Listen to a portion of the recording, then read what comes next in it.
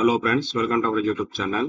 ఈ వీడియోలో ఏంటంటే మనకైతే ఏపీ ఆంధ్రప్రదేశ్ డిగ్రీ అడ్మిషన్ గాను ఎవరైతే రిజిస్టర్ ఇంకా కాలేదో అంటే రిజిస్టర్ ఎలా చేసుకోవాలనేది అయితే ఎలా రిజిస్టర్ చేసుకోవాలనేది ఈ వీడియో అనమాట.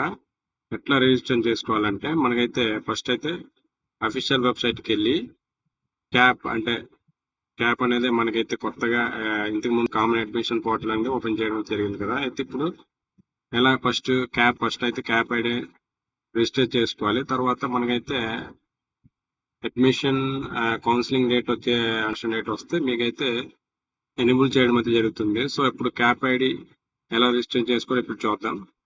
ఫస్ట్ ఇక్కడ రిజిస్టర్ నో అనే ఉన్నది కదా, ఇప్పుడు క్లిక్ చేయండి. క్లిక్ చేస్తే మీకైతే ఒక విండో అనేది ఓపెన్ అవుతుంది. ఓపెన్ అయ్యాక ఇక్కడైతే మీ డీటెయిల్స్ అయితే ఫిల్అప్ చేయాలి, అంటే రిజిస్ట్రేషన్ ఫామ్ అయితే ఫిల్ చేయాల్సి వస్తుంది. ఇప్పుడు ఎలా ఫిల్ చేయాలో అయితే వీడియో అయితే లైక్ చేయండి.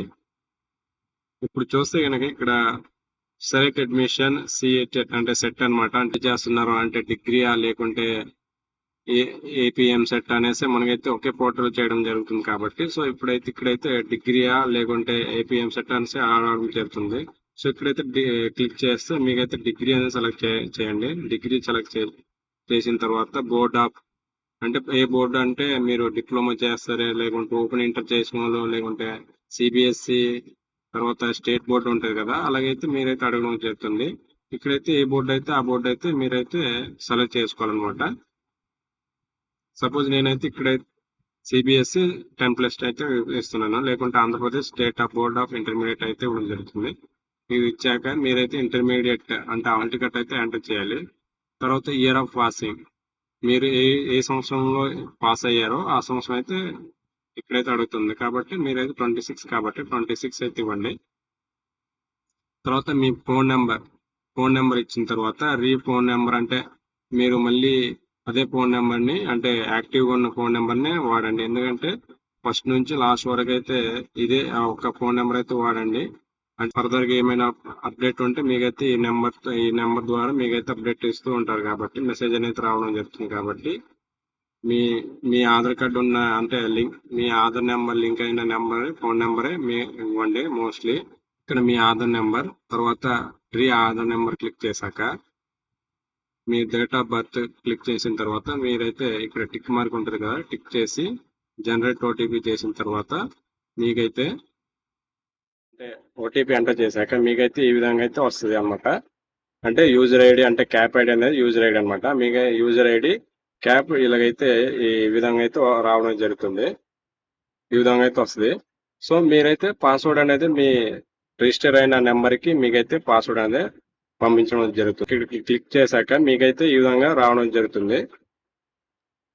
మళ్ళీ ఇక్కడ లాగిన్ క్యాండిడేట్ అంటే ఇక్కడ క్యాండిడేట్ లాగిన్ అంటే మీరు లాగిన్ ఇక్కడ క్లిక్ చేస్తే మీకు ఈ విధంగా పాపప్ పేజ్ అనేది ఓపెన్ అవుతుంది. ఇక్కడ మీ యూజర్ ఐడి అంటే ఇందాక క్యాప్ ఐడి వచ్చింది కదా, ఆ క్యాప్ ఐడి అంటే యూజర్ ఐడి వచ్చింది కదా, ఆ యూజర్ ఐడినే మీరు ఇక్కడైతే ఎంటర్ చేసి మీ పాస్వర్డ్ అంటే మొబైల్ వచ్చిన నెంబర్ ఇక్కడ మీ పాస్వర్డ్ అనేది ఎంటర్ చేసి క్యాప్చర్ కోడ్ ఎంటర్ చేయండి. చేసిన తర్వాత మీకు ఈ విధంగా అయితే రావడం జరుగుతుంది. అంటే రిజిస్టర్ అయినట్టు మీకైతే ఈ విధంగా రిజిస్ట్రేషన్ స్టేటస్ అనేది రావడం జరుగుతుంది.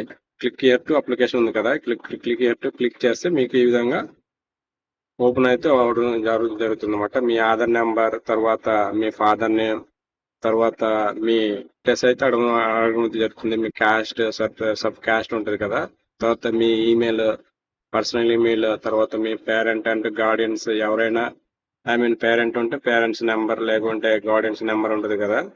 ఒకవేళ మీ ఫాదర్ లేకపోతే మదర్ లేకపోతే మీరైతే గార్డియన్ నెంబర్ అయితే అంటే మీ బ్రదర్ అండ్ సిస్టర్స్ ఉంటారు కదా, మీ ఇంట్లో వాళ్ళ పెద్దవాళ్ళు ఉంటారు కదా, వాళ్ళ నెంబర్ అయితే ఇవ్వండి.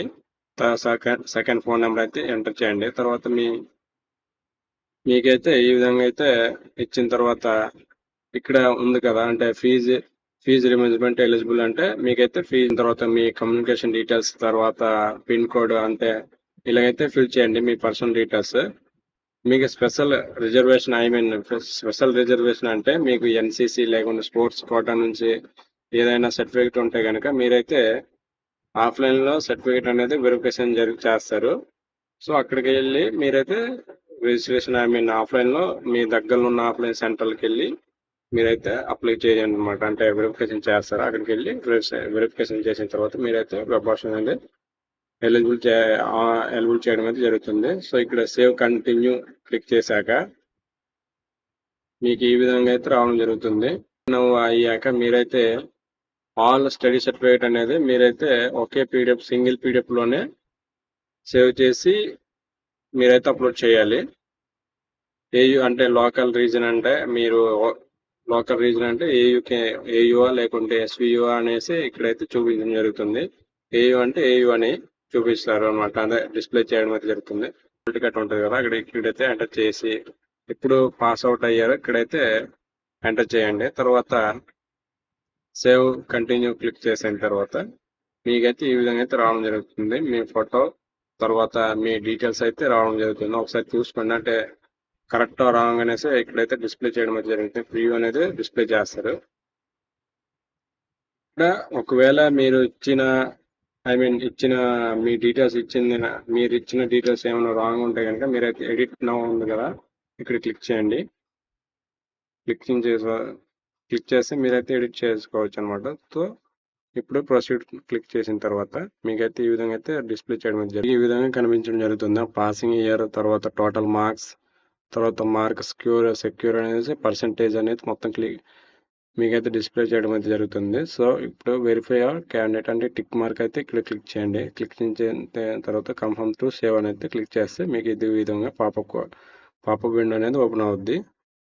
సో ఇక్కడ సక్సెస్ఫుల్ కన్ఫర్మ్ అనేది క్లిక్ చేస్తే మీకైతే పేమెంట్ అంటే కౌన్సిలింగ్ కావాల్సిన పేమెంట్ మీకైతే ఇలా డిస్ప్లే చేయడం జరుగుతుంది. పేమెంట్ చేశాక మీకైతే రిసిప్ట్ అనేది డౌన్లోడ్ చేసుకొని మీరైతే ఉంచుకోండి. ఒకవేళ ఫర్దర్గా ఏమన్నా అడిగితే మీరైతే చూపించుకోవడానికి